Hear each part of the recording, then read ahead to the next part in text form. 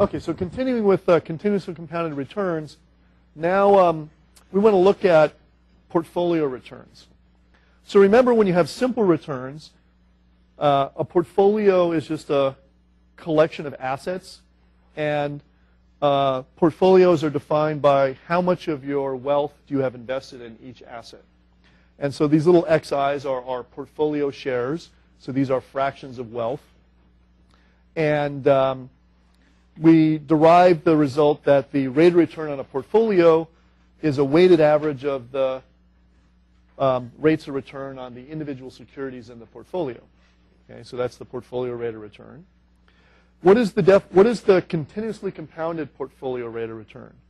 Well, just like all other continuously compounded returns, the continuously compounded portfolio return is the logarithm of 1 plus the simple return.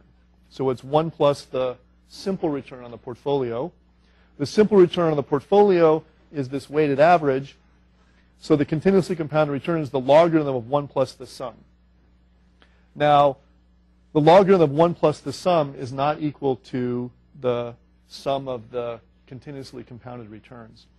So you have this result when you work with continuous compounding, that the continuously compounded portfolio return is not a weighted average of the continuously compounded returns of each of the securities. That's not an exact result. So portfolio returns are not additive in the continuously compounded space. But if the portfolio return is not too big, then we know that the portfolio return is approximately equal to the simple return, and so it's approximately additive if the return is not too big.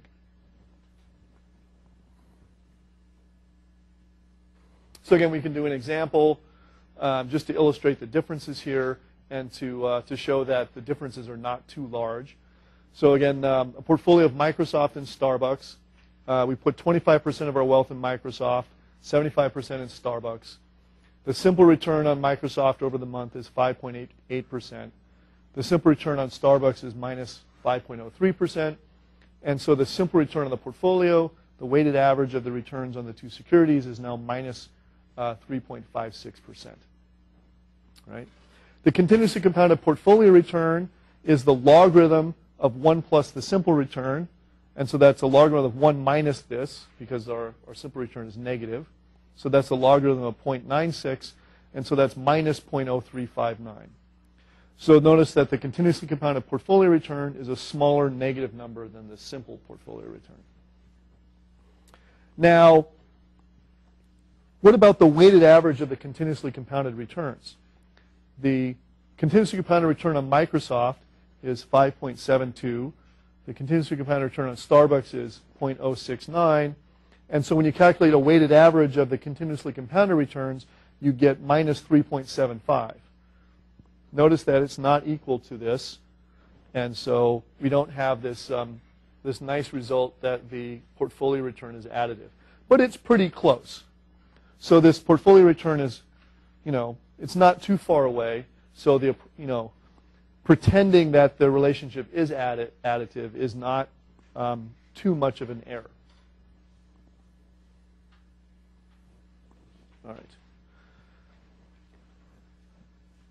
Another reason for working with continuously compounded returns is that things like adjusting for inflation become a little bit easier as well. So for example, we can define the continuously compounded real return as 1 plus the simple real return. And remember, 1 plus the simple real return is the ratio of prices times the inverse ratio of the consumer price index.